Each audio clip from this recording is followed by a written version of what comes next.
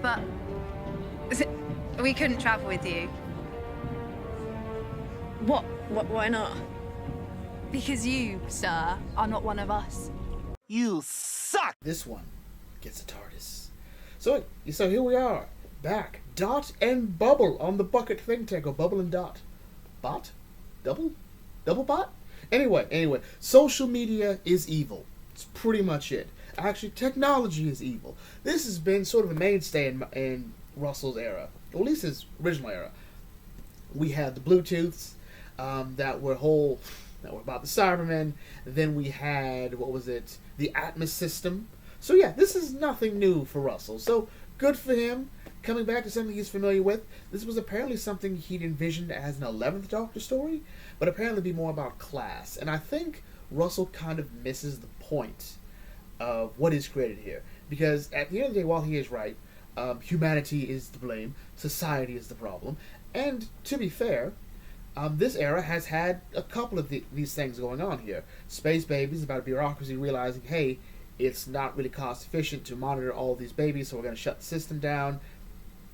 Boom was about corporatism and, well, as the Doctor calls it, capitalism. Moffat really has to stop critiquing capitalism. He's not good at it. So now we come to Dot and Bubble, which is pretty much the same thing. It's kind of a fun episode. Actually, I think it's one of the best episodes this season. Definitely. So anyway, our main character this episode is not the Doctor and Ruby. It's a girl by the name of Lindy. And Lindy has what's called Bubble. And it's controlled by Dot. Or something like that. And it's the new social media craze. Alright, it's new technology pretty much. So, it's technology that is like a bubble around your head. And it does everything for you. It wakes you up. It shows you all your friends, shows you the news, and it even tells you when to go pee. Even tells you how to walk to the bathroom. Because, yes, this is where we're at now. We're slowly getting to the universe Wally tried to warn us about. And it's kind of frightening how this works. Like, you're so stuck within this actual bubble. It's actually pretty much the entire premise is what it's like to be stuck in a bubble.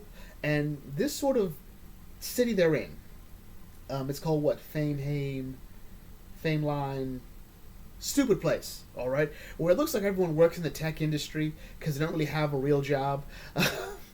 I work retail. I don't have a happy job. But anyway, living those lives, like saying hi to their friends, and Lindy is in such a bubble that anytime something comes that says something that's bad or is not positive, feeling the vibe, she removes them. She blocks them. When your entire life is on social media and you live within that sort of bubble, this is what happens. And this sort of leads to the sort of tribalistic viewpoint we're getting at here, because the one person he doesn't want to hear from is the Doctor.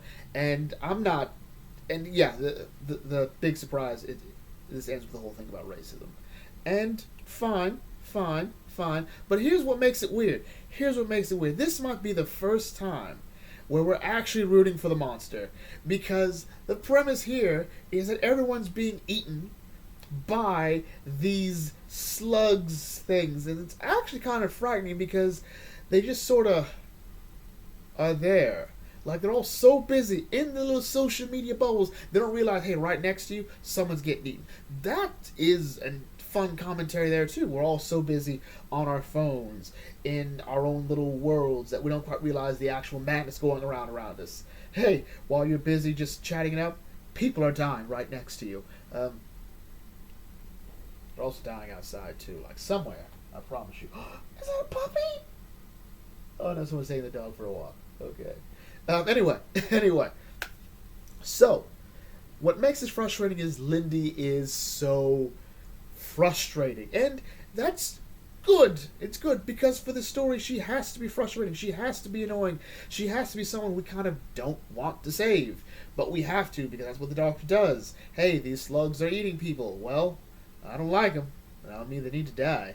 And there we go. And each time we sort of see Lindy maybe trying to be a better person, or at least sort of as she gets away from social media, she becomes less horrible. Sadly, no. We end up rooting for the sluggity-uggities. So my original premise was I thought, okay, so the compound here is okay from like this is for rich kids ages 25, 27. So I guess they turn 28.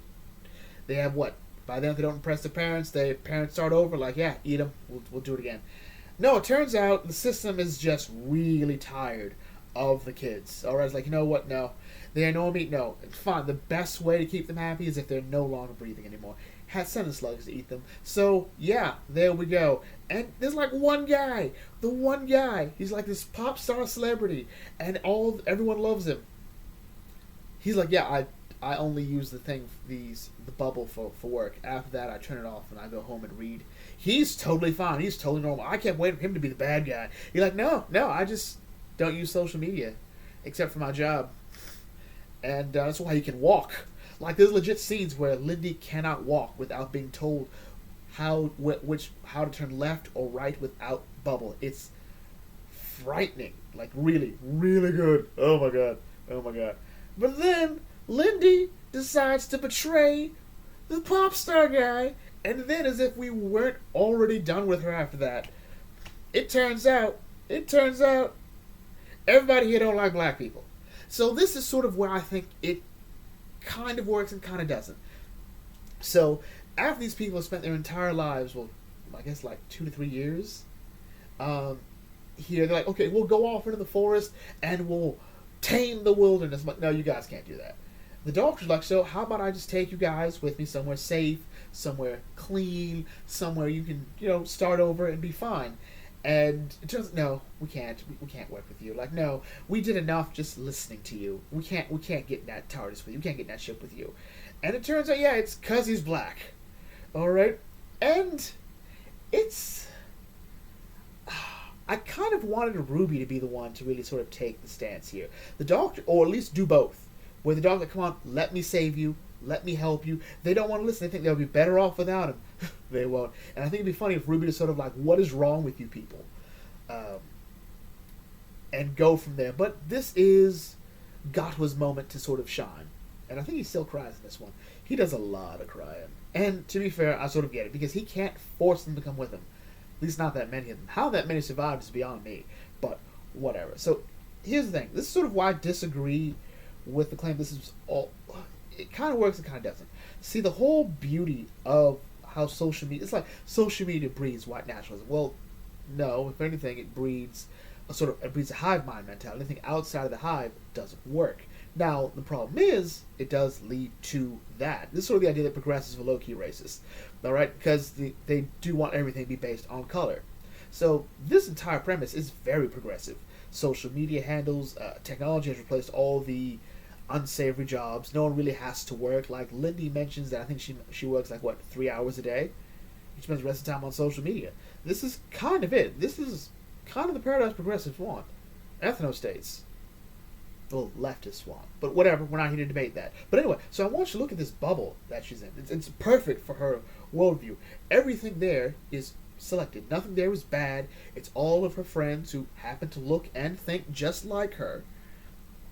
And anytime someone says something she doesn't like, even one of her friends says, hey, we gotta pay attention to this. Our friends are missing.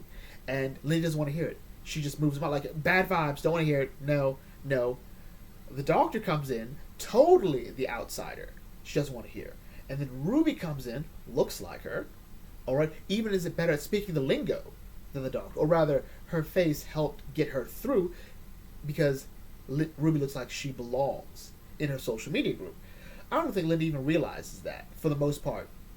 Except I'm willing to bet there are places like that all over the planet she's on. So in other words, there's more than likely another town, another city there, full of black people. There's one full of brown people, and so on and so forth. And everyone's sort of stuck in that bubble.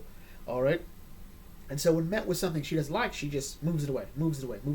And she's so ingrained to it that she feels like, I can just turn it off. Like, no, Doc, get rid of this thing. And yeah, it's just hilarious because this is something similar in real life. Like, if you take off the inability to walk, not be able to walk in a straight line, or even turn left or turn right without social media telling you, which is something I think we are getting close to, but we mostly do it for cars because, maps are terrible. But like I said, she lives in that bubble. Only people who are in her bubble matter. Only people in the bubble she talks to. If they're not on social media, she doesn't talk to them. All right, this has been a problem we've been having for years. People who only talk to people who think like them, people who act like them, people who agree with them. Social media should be a place for discussion, debate. Well, forums for that. Forums, your groups, people who share similar interests but also may differ from you. Your personal friend groups would be more along the lines of what Lindy has, but it's all been sort of conglomerated together. So the evil here is social media. Last time the evil was war profiteering, effectively, and the other of that was bureaucracy. So systems are bad, and the people that run them aren't to be held accountable. Whatever. It's like he's trying to do kablam, but whatever. Ultimately, this was an episode of great performances, great ideas. This is honestly the most thought-provoking episode of Doctor Who in ages. All right, it's about something, it explores its ideas pretty well. We have a character who we keep wanting to be better, but not only does she not get better, she faces no consequences. Now, granted, the consequences at the end will be her and her low IQ friends trying to survive in the wilderness by themselves without technology. So yeah, they're done. Granted, an axe is technology, so we're nitpicking at that point. So overall, Dot and Bubble is the first episode of this season worthy of a TARDIS. Is this our thing now? Like, we like an episode that gets a TARDIS? Why didn't Boom get a TARDIS? Boom didn't get a TARDIS because it was really just Stephen Moffat writing for insert generic Doctor here. I didn't feel like how he wrote Got was Doctor felt like it could have been any other Doctor. Like, change some of the dialogue a bit, get rid of the baby. And baby, I know who I look like now. It's pretty much the same part of the course there. So I don't know. Do I like the Church of Rupert enough to give it a TARDIS? I don't like Space Babies enough for it. Devil's Court had some good ideas, but no. Like, to me, Dot and Bubble is sort of like a perfect storm. And even then, I would think it doesn't quite hit the mark. But it's fun, it's dark, it's frightening, it's a bit too accurate in real life. It's what science fiction's there for. Alright? I think we are hammering a bit too much on the race aspect, and I'm not saying it isn't there, because it is. Russell even flat out said it's there. It was a conscious effort that Ncuti was the only black person there. Like, it's like we're trying to do here. Alright, but I'm like, this is like the one thing I would have changed. Is not that that the racism angle here, but why is everybody always white? Make them blue. Alright? Like, remember Oxygen? And Bill had to deal with the blue guy who was like saying Bill was racist because she didn't understand the plight of the blue man. I loved it because, hey, if you didn't get it, you're the problem. Oh, it was also funny. But you can still tell a deep, complex story about race and not be all black and white about it. Okay, you know what? We're done here. We're done. But yes, it gets a TARDIS. Alright, so anyway, with that, knowledge brings to a close. If you're new to the Bucket Think, feel free to like, comment, share, subscribe. Check out some other videos, and I'll catch you all later. This is the Bucket Think Tank signing off. Thanks for watching. As always, may your fandom